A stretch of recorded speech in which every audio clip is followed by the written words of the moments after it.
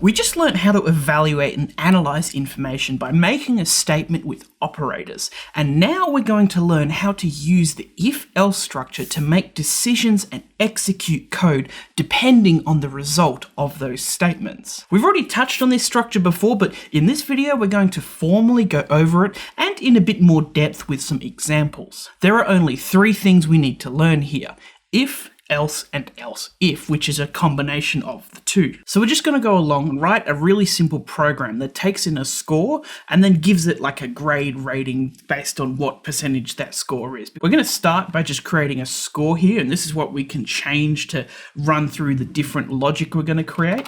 And then we're going to create a grade here, and we're going to start it by being not marked, just in case we don't update it. We can see, oh, our logic didn't update. And now here, we're going to start with our if statement, and it's really easy. It is the if keyword followed by a condition. So we're going to say if score is greater than or equal to 50, and then we're just going to put a colon there, and then whatever we indent into it is what will be run if that condition is true. So we're just going to say in this circumstance, grade is equal to pass, and we're just going to assign a string to that.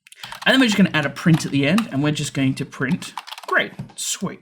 And if we run this, we can see that our score of 70 goes through that if check. It is above 50, so it passes. Now, if we do less than 50, nothing happens because we haven't told it, we haven't created logic to say anything below 50 is a fail. And this is where we can use an else statement. We can say else grade equals fail. So if the if statement above it is not true, then the else is going to execute the code in it. Really straightforward. And if we run that, we get a fail. Sweet, that's what we need. That's a success in our books. There is another way we could have done that though. We could have instead said, if score is less than 50, then it's a fail. And that's going to return the exact same result. And you can actually just keep chaining if checks over and over and over if your program needs it. I'm just going to go back to else here because it's a nice little catch for anything that we might miss in our if logic. Now let's say we want to upgrade this to just going from a pass to a fail to maybe assigning a letter to it like A, B, C, D, or F. So what I'm going to do here is I'm now going to say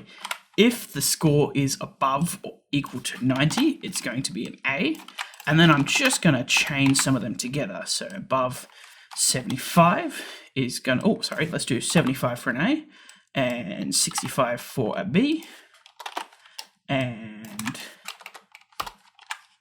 50 for a C, and then a 40 or greater for a D. Sweet. And then anything else is going to be an F. And above 40 is a D. Sweet. We got our score set to 90, and if we run it, we get a D. What's going on there?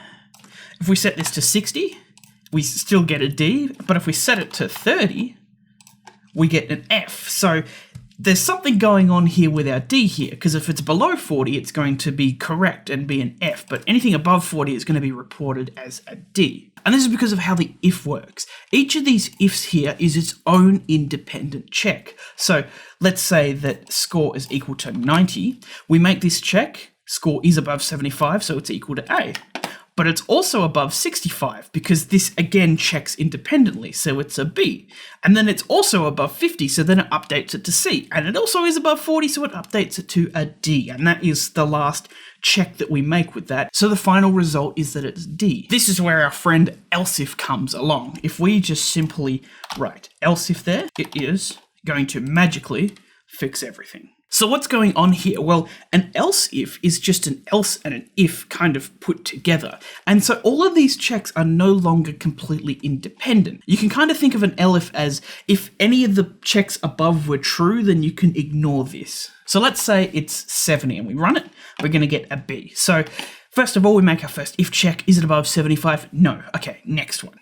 And then we go else if, is it above 65? Yes, it is. So it's a B. And this elif here means that it skips all the other else's in there, and we just finished there. We're dealing with some really tricky logic here, so I'm actually going to expand out the else if because it will help kind of demonstrate what's going on here. Okay, so I've expanded this out a little bit, and now I've got else if, and else if, and else if, and elif is just else and an if put together. This is exactly the same code as before, it's just spread out more. And this might make it a little bit more clear. So the score is 70. Is it above 75? No. Okay. So the else here is going to run the code that's inside of it. And inside of that is another if. So if the score is above 65, it is. So the grade is B. And so this else is not going to run because this if was true, which means that all the other checks in here won't run.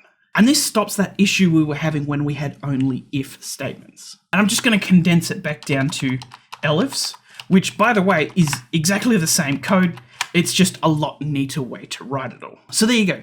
If statements act independently on each check, and Elif statements are kind of dependent on the checks before it. This difference between if and Elif is a little bit tricky, and when you start getting ifs inside Elifs, it can really get confusing. So it's always a good idea that when you use logic, just really triple check that you've got your logic down pat. Alright, let's get practical and build an example. I've currently got open the demo code, which can be found on our course page on our website. Link in the description for our YouTube audience. The if-else structure isn't terribly hard, so in this demo code, we're going to introduce some unique applications of it in this volume control simulation. If we run the code, you can see that as we turn the potentiometer, we control the volume here in the shell, exactly like you would on a TV. And instead of printing it continuously, you can see that it only prints it when we change the value of the potentiometer. So we start by setting up a potentiometer plugged into pin 26, so wire that up if you haven't done so already. And then we have this constant here that we're going to use to map the ADC to go from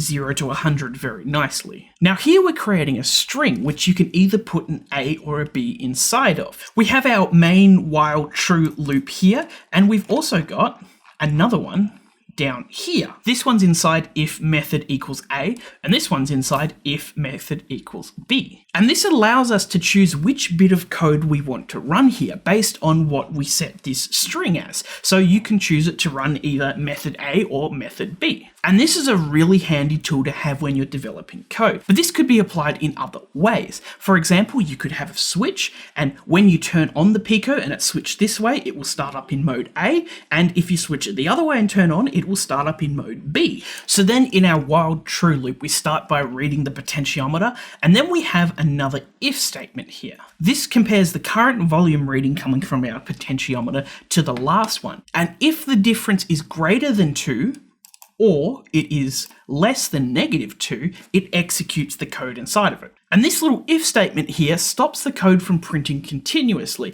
It's the part that makes it only print when we change the volume. Then we have a very long if-else structure nested inside of that. And this checks if the volume is between 0 and 10, or 10 and 20, or 20 and 30. And if it is, then it will print out the appropriate volume bar text. And because we're using Elif here, once one of these returns true, it won't even check the rest of them. It's just going to skip over them. And then at the bottom, we update our last volume and put it to sleep for a little bit. Now, this is a very inefficient way of doing that, and there is a better way to do so, which is method B. So we will go up to here, change this to use method B, and run. And you should see, if we just make that a little bit bigger, that it behaves exactly the same. And that's because the code is identical to method A, except for the part of that really long if-else chain. It instead uses these two lines here to calculate the bar to print, to figure out what it needs to print. Much more efficient way of doing it if you want to check it out. All right, 3 key takeaways. 1, the if-else statement executes code if the statement we attach to it is true. 2, we can follow it with an else statement, which will execute the code inside of it when the if statement immediately above it is false. And 3, the Elif statement is an else and an if statement put together.